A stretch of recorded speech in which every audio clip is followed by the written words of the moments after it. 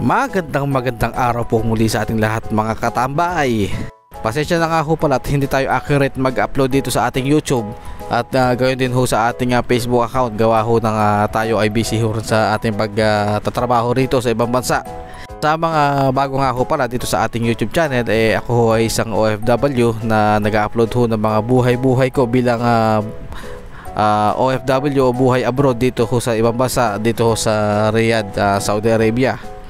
Syempre, gaya nga ho na sabi ko ay kasama ho nating ina-upload yung mga nakakamtan din ho natin bilang isang OFW. So ito nga ho at isang nga ho sa nakakamtan natin ngayon ay yung pagpapagawa ho ng ating pangarap na bahay para sa ating pamilya. Sa kasalukuyan nga ho ang pinapagawa ho natin ngayon ito naman hong ating kusina pinasisimulan na natin. At kaya yari lang at kaya yari lamang ho nila sa ating banyo. Bali, gaya nga ho nang nasabi ko, pinadagdag na ho namin itong aming kusina dahil nga ho nagkasundo naman ho kami sa presyo at talagang malaki ho ang naitipid ho namin. Pero bago ho ang lahat, gusto ko lamang hong magpasalamat sa lahat po ng ating sumusuporta sa mga video ho natin sa kada upload. At sa mga bago ho sa ating YouTube channel, baka pwede naman hong pakihit po yung subscribe button at hit nyo na rin po yung notification bell para lagi ho kayong updated sa ating mga susunod na video.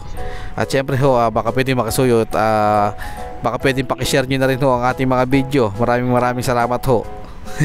Bali yun nga ho, napaliwanag ko naman ho sa inyo sa ating last video na ang atin pong banyo, ang labor contract ho doon ay 10,000. Bali ito hong ating kusina para sa paglalababo. Ito lamang hong kusina ho yun na yung sa may pinakaibabaw ho niyan, saka yung pinaka head po niyan pinakontrata na rin ho natin at bali nagdagdag lamang ho tayo ng 2,000 pesos para ho sa ating labor contract. Bali ang ating pong banyo 10,000 at ito pong ating kusina ay 2,000. Bali 12,000 ho lahat ng ating binayad kina Kuya Eddie para ho sa labor contract. At shout out kay Kuya Eddie at saka kay Kuya Jay. Yan nga ho palang contract na yan sa mga tiles installation lamang ho yan nilinawin ko po, hindi po kasama ang plumbing dyan at iba hong kontrata yon. At syempre may kausap na ho tayo dyan, yung simula pa lang sila na ho ang gumagawa. Kasama ho sa kontrata nila lahat po ng ating sa plumbing installation, pati ho sa mga gripo, lahat po ng may kinalaman ho sa tubig. Kaya po kasama yung pati sa banyo ibang kontrata po yun sa ating mga plumber ho yun. Bali yan nga ho pala yung design ng aming tiles na ikakabit. Medyo ang tawag ba dyan, kulay gray ho na kulay. Hindi na ho namin pinalagyan ho ng kulay puti na kulay puti ho na tiles parang ho kasi napagdesisyon namin na para po kasing masyado siyang dumihin pagka ho kulay puti. Mas maganda na ho yung ganyan at hindi na ho ganong pansinin yung dumi pagka ganyang tiles po ang gagamitin natin. Lalo na ho pagka kasi ang tiles nyo ay kulay puti, syempre nakabase rin ho dun yung kulay ho ng grout. Syempre pagka puti ho yung tiles, puti rin ho yung grout. Kung minsan napapasukan ho kasi ng dumi yung ating mga grout, so may tendency ho na kumapit doon ho yung dumi at mahirap po linisin. Kaya nagdesisyon na lamang ho kami ni Mrs. na syempre ganyang kulay ho ang palagay ho natin, saka maganda naman ho yung kulay. Hindi ko ho alam sa iba kung medyo mahal ho yung presyohan namin dito sa aming kusina, pero para sa akin ho mura na ho yung sa 2,000 labor.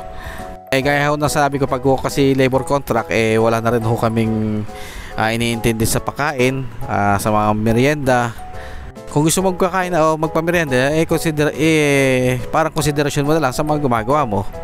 Pero pinaka the best ho doon hindi ka ho may stress kung ano pa yung papakain mo o pamimerienda mo, di ba? Saka ang totoo ho niyan syempre mas maganda ho talaga para sa amin yung labor contract kasi hindi mo na po kung matagalan sila o mabilis sila, nasa sa kanila na yon. Saka ho meron ho kami hindi gano'ng kagandahan na experience pagka ho arawan ang kinuha ho natin. Kaya nanigurado na lamang ho kami sa pagkuha ho ng mga labor contract o yung tatawag na lang, alam ko tawag din nila dyan pakyawan. Kung gusto nyo hong magpa-tiles din ho ng bahay, mag-comment lamang ho kayo sa baba. At kung malapit lamang ho kayo sa aming area within Tarlac po o Lapas Tarlac, pwede kong ibigay sa inyo ang contact number ho o pakokontak ko sa inyo itong aming gumawa rito. So ayan nga ho pala yung naikabit ho na lang tiles dito ho sa ating lababo. Siyempre meron na rin ho yung tile trim. Bali yan nga ho pala kinalabasan o yun nga po yung kulay ng ating tiles. So nakita nyo naman at maganda. Ito hong ating lababo nabili ho natin yan sa ating sa Lazada ay sa Shopee. So ito nga po hindi na ho nakuha na ni Mrs. ang kabuuan ng ating video. Ito yung po paggawa ho ng ating lababo. So ayan nga ho pala kinalabasan. Yan po yung pinaka yung head po yan ganyan kulay na rin ho. In isang lang po namin isang kulay. So bali hanggang dito na lamang po muna ang ating video mga katambay at maraming salamat po sa panonood. At kung meron ho kayong mga katanungan ay comment nyo lamang po sa ating comment section at sasagutin ho natin yan sa ating mga susunod pa mga video. Kaya hanggang dito na lang muna mga katambay. See you on our next upload at kalas!